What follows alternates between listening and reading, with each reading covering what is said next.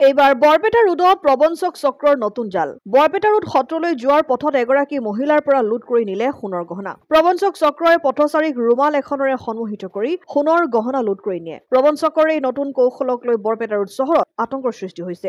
Barpeta road চহৰৰ আৰণ্যকৰ বুলু দাস নামৰ প্ৰায় 65 বছৰীয়া মহিলাগৰাকীয়ে বিহু উপলক্ষে সত্ৰত সেৱা জনাবলৈ যোৱাৰ সময়তে প্ৰবঞ্চক চক্ৰৰ জালত পৰে। প্ৰবঞ্চক চক্ৰটোৱে মহিলাগৰাকীক এখন ৰুমালেৰে সন্মোহন কৰি মহিলাগৰাকীক বহু দূৰলৈ খোজ কঢ়াই লৈ যায়। তাৰ পিছত মহিলাগৰাকীৰ পৰা প্ৰবঞ্চকৰ দলে সোণৰ চেইন আৰু এটা সোণৰ আঙুঠি লুট কৰি নিয়ে। মহিলাগৰাকীয়ে জানিবলৈ দিয়া অনুসৰি এটা বেগৰ পৰা ভাঁজ কৰি থোৱা ৰুমাল এখন উলিয়াই জোকাৰি দিয়াৰ পিছতে তেওঁ একো ক'ব নোৱাৰা হৈ পৰে। তাৰ পিছতে ৰুমালসহ বেগটো মহিলাগৰাকীৰ হাতত দিয়ে আৰু দুই প্ৰবঞ্চকৰ সৈতে খোজকাঢ়ি গৈ থাকে।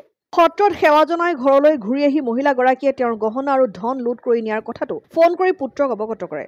বৰপেটা ৰোডত পথচাৰীৰ পৰা ধন, সোণ, মোবাইল আদি কাঢ়ি নিয়া ঘটনাৰ বাবেই অকলশৰীয়া মহিলা আদি ঘৰৰ পৰা ওলাই অহাটো এতিয়া ভয়ৰ কাৰণ হৈ পৰিছে। এই ক্ষেত্ৰত প্ৰবঞ্চক চক্ৰটোক বিচাৰি উলিয়াবলৈ ৰাইজে দাবী জনাইছে।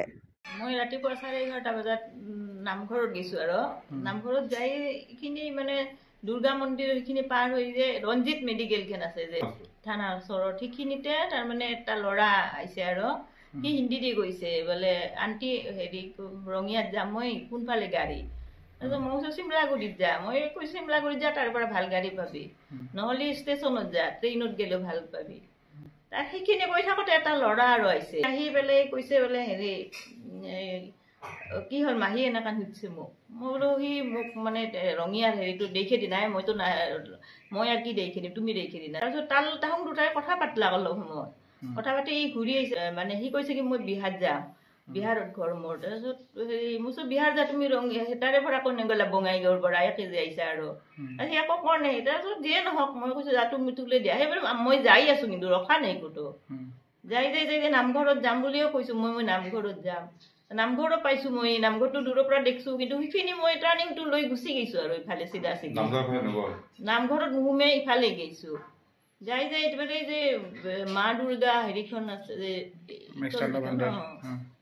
সেইখিনি সেই টাৰ্ণিংটোত এখন ফাৰ্মাচী আছে নহয় তাহোঁ এটা কৰ্ণাৰটোত তাৰমানে ফাৰ্মাচীৰ সন্মুখত নহয় পিছফালে তাৰমানে দৈয়ে ৰখিছে ৰখতে সি এখন ৰুমাল লৈ লৈছে। ৰুমালখন মানে ডাঙৰ আৰু এনেকৈ 4টা ভাঁজ দিয়া আছে ৰুমালখনত তাৰপিছত এনেকৈ খুলি দিছে ৰুমালখন মানে খোলা খাই গৈছে গোটেই কেইটা ভাঁজ। তাৰপিছত সেইখিনি সময়ত তাহোঁ দুটাই থিয়া দি আছে মোৰ লগত। তাৰপিছত সি কৈছে মাহী আপুনি অলপ সময় ৰ'ব ইয়াক কিন্তু যাবা নিদিব দিয়ক মই আহি আছোঁ 2 মিনিট। অহাৰ পিছত আৰু মই আছোঁ থিয়া দি তাৰ লগত ইতিমধ্যে আহি আৰু নামি আহিছোঁ মই নামি সেইখিনিতে আৰু অলপ ভয় থিয়া দিছে থিয়া দি মই থানাৰ ফালে আহিছোঁ মই হেৰিতে দেখিছোঁ মানে কেমেৰাত দেখিছোঁ কিন্তু মোৰ সেইখিনি মনত নাই থানাৰ ফালে যাৱাটো কিয় গেলো কি আৰু তাহোঁ মাতে লৈ গেল পাহৰি সেইখিনি যোৱাটো একদম মনত নাই মোৰ মই গীতাংঘৰত অহাটো হেৰি আছে মনত আছে কিন্তু সেইখিনি নাই। তাৰপিছত মই আহিলোঁ আৰু ঘূৰি আহিলোঁ তাহোঁ আহিছে পাছে পাছে।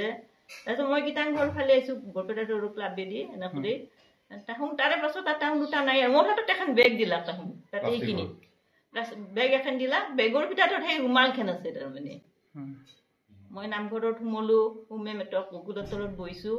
তাৰপিছত মোৰ মানে ভয়ো লাগছে আংঠিটো দেখা নাই চেইনডাল চালোঁ চেইনো নাই তেতিয়া মোৰ ভয় লাগিছে সোণৰ আছিল নকে মই ওলাই আহিছোঁ ওলাই আহি মই ৰাস্তাৰ পৰা তাক ফোন কৰিছোঁ ওলাই আহিয়ে ফোন কৰিছোঁ মোৰ ল'ৰাটো ফোন মই নামঘৰত মানে সেয়া কৰিম পইচা লাগে না মোক পইচাৰ মই বেগখন সোমোতে আংঠিটো নাই দিব এনেকৈ চাইলোঁ এইটোও নাই। তাৰপিছত আৰু মই তেতিয়া ভয় লাগি গৈছে মোৰ আৰু সেইখিনিতে লৈ গৈছে এই যে ফাৰ্মাচীখনৰ যে তলত মানে সেইখিনিত দেখা নাপায় কোনো মানুহো নাছিল কিন্তু দৌৰটো মোৰ লগত এনেকৈ থিয়া দি আছে মই মাজত আছোঁ বুজা নাই আংঠিটো হয়তো খুলি দিম খুলি দিব লাগিব আংঠিটো তাহাঁতে নিবা নোৱাৰে না মই খুলিয়ে দিছোঁ হয়তো খুলি দিবা কৈছে মই খুলি দিছোঁ।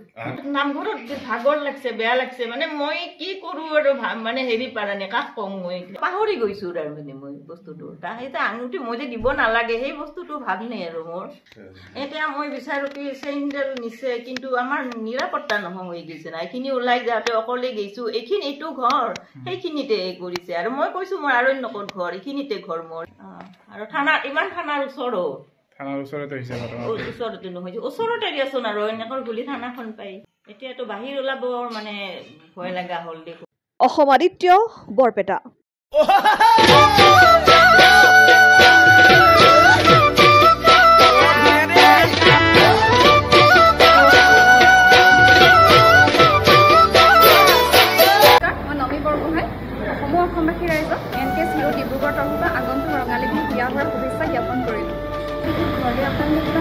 বস্তু অনাৰ কথা ভাবিছে নেকি তেতিয়াহ'লে আপোনালোকে আহক MTS Road ডিব্ৰুগড়লৈ আৰু আপোনালোকৰ মনপচন্দৰ দুচকীয়া বাহনখন ইয়াৰ পৰা লৈ যাওক আমাৰ গ্লেমাৰ চিৰিজত 2500 টকা কেছ ডিছকাউণ্ট আৰু লগতে বেষ্ট এক্সচেঞ্জ ৰেটবোৰ দি থকা হৈছে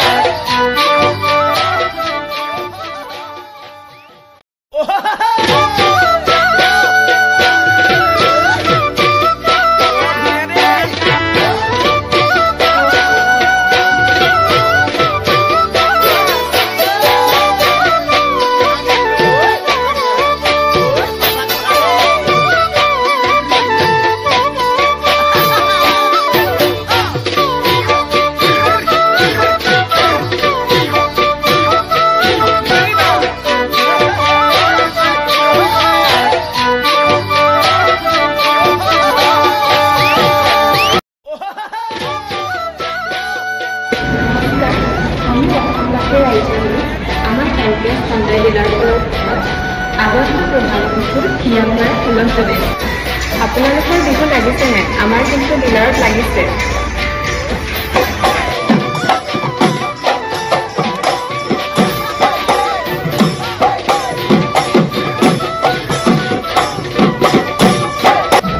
আৰু ডিছকাউণ্টসমূহ মই কৈ আছোঁ ভেনু 70,000 ডিছকাউণ্ট চলি আছে আৰু I-20 65,000 ডিছকাউণ্ট চলি আছে আৰু I-10 হাইয়েষ্ট ডিছকাউণ্ট চলি আছে